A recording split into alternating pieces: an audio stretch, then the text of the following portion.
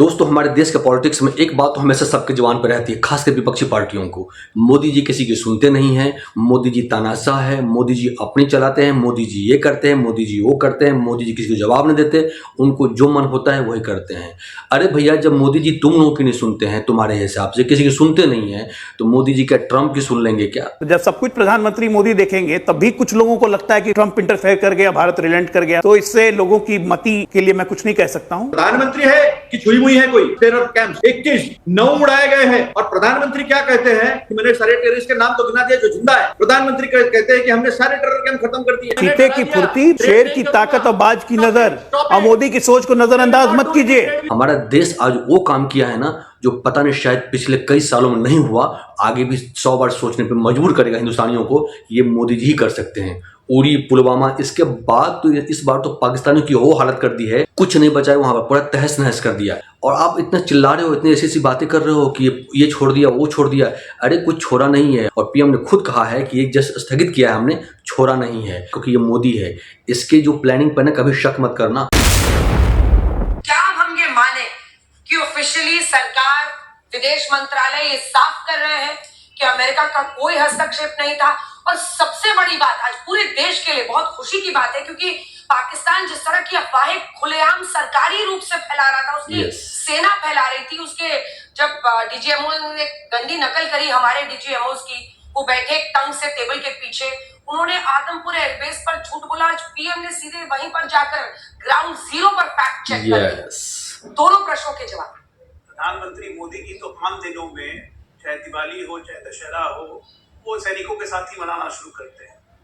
तो फिर तो आज तो देश में उत्सव का माहौल शुरू हो चुका है 10 तारीख से।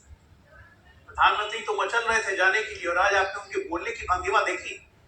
वो एक एक शब्दों को चबा चबा के बोल रहे थे। उस चबाने में वो आक्रोश था, वो गुस्सा था कि पाकिस्तान के आतंकियों को भारत इसी तरह चबाने के लिए तैयार है। जहां तक रही हमारे इंटरफेरेंस करने की बात, आपको लगता है क्या कि नरेंद्र मोदी के बीच में कोई इंटरफेरेंस कर सकता है? नो। आपको याद दिलाता हूँ, डोनाल्ड ट्रंप जब कैंपेनिंग कर रहे थे, उनके कैंपेनिंग तो हुआ, एक बार वो लाइन चला देंगे, जब उन्होंने कहा था प्रधानमंत्री मोदी मेरे बहुत अच्छे दोस्त हैं, जब मैंने ऑफर किया कि पाकिस्तान से बात करना था, तो सीधे उन्होंने कहा no no no no no, I have been dealing with them, we have been dealing with them for the last 50 years and I know how to deal with them. ये तो खुद ट्रंप कह चुके हैं। बांग्लादेश में अभी जब बात करने के लिए पूछा गया ट्रंप से कि बांग्लादेश के बारे में हिंदुओं पर जुल्म हो रहे हैं, आप क्या सोचते हैं, सीधा उन्होंने कहा प्रधानमंत्री मोदी देखेंगे। एग्जैक्टली। जब सब कुछ प्रधानमंत्री मोदी देखेंगे तब भी कुछ लोगों को लगता है कि ट्रंप इंटरफेयर कर गया, भारत रिलेंट कर गया, तो इससे लोगों की मति के लिए मैं कुछ नहीं कह सकता हूँ। हालांकि आज विदेश मंत्रालय ने वो साफ साफ कहा, प्रधानमंत्री ने अपने संबोधन में साफ कहा कि पाकिस्तान के डीजीएमओ का 3:30 बजे फोन आया था, हमने विचार किया, तब हम तैयार हुए। देखिए, बावजूद भी लोगों को समझ में नहीं आता है तो क्या दीवार से सर फोड़े, माथा नहीं कर सकते, छोड़ दीजिए। देश समझ चुका है, देश एकजुट है। कुछ लोगों को समझ कभी नहीं आएगा, और उनको कहीं ना कहीं से मोदी खोट ढूंढने में ज्यादा इंटरेस्ट है, तो मोदी खोट ढूंढने में अपना एनर्जी बर्बाद करते रहेंगे। देश मजबूती के साथ आगे बढ़ रहा है, जिसको जवाब देना था उसको मजबूती से जवाब मिल गया। अतुल लोंढे पाटिल साहब, देखिए, सवालों के जवाब अंजना जी तंज कसना नहीं होता। मोदी जी देश के ऊपर नहीं है और देश के बड़े भी नहीं है, देश के प्रधानमंत्री है, कल कोई और होगा, आज मोदी जी है। तो सवाल पूछने के ऊपर ऐसे तंज कसते हैं ना, तो फिर हम ये भी पूछेंगे कि पाकिस्तान को भारत के साथ बात बताया उन्होंने, उसके ऊपर हमने क्यों नहीं तंज कसा? जब अपमान किया था बाइडेन ने, कैसा अपमान किया था प्रेस कॉन्फ्रेंस में हमने देखा, उसका जवाब नहीं दिया। 4 लोगों ने जिन्होंने हमारे बहनों को विधवा किया पहलगाम में, वो अब तक मिले नहीं। जब डीजीएमओ घूमने पर आया था, तो फिर यहाँ पर हाफिज सईद आज भी जिंदा है, अजहर मसूद आज भी जिंदा है, सलाउद्दीन आज भी जिंदा है, और जो सैफुल्लाह जिसने पहलगाम अटैक का जो मास्टरमाइंड है वो भी जिंदा है। तो फिर हमने जब घूमने पर आए थे तो उन लोगों को उनका प्रत्यार्पण या उनको भारत सौंपने के लिए क्यों नहीं कहा था? ये भी तो सवाल है ना, सवाल तो खड़े होंगे। जब पहलगाम के ऊपर, पहलगाम का जब एक कंपनी है पाकिस्तान, वो कंटिन्यू सैटेलाइट इमेजेस पिछले साल भर से मांग रही थी, तो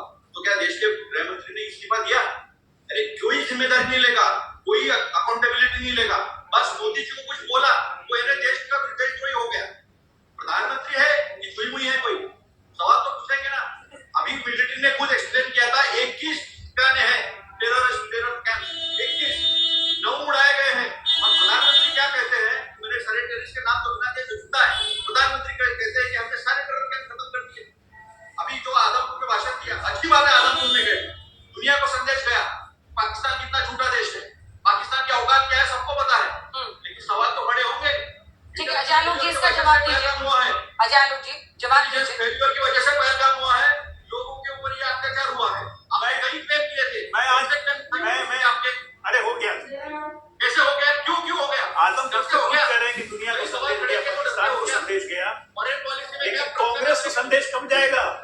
ये भारत पूछेगा कांग्रेस को संदेश कब जाएगा? अब एक मिनट ट्रंप ने कहा सीधे की कुर्ती, शेर की ताकत और बाज की नजर और मोदी की सोच को नजरअंदाज मत कीजिए, कोई फायदा नहीं होगा।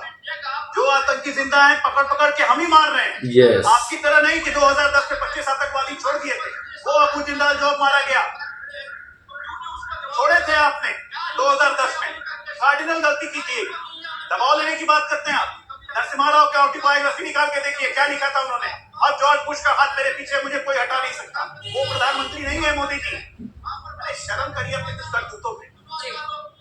एक मिनट का आपको चैन नहीं है, सवाल नहीं अतुल जी पूछेगा, सवाल नहीं पूछेगा। अतुल जी आपने जो पूछा है उसी का जवाब दे रहे हैं। जवाब सुन लीजिए, जवाब सुन लीजिए। लगातार डीजीएमओ की ब्रीफिंग हो रही है, सबकी ब्रीफिंग हो रही है। अतुल जी आपके पास में लौट रही रुक जाइए ना, अभी आवाज ही नहीं जा रही। अरे प्रभु रुक जाइए। Anjana ji, Atul ji please sir, I come to you sir, I promise.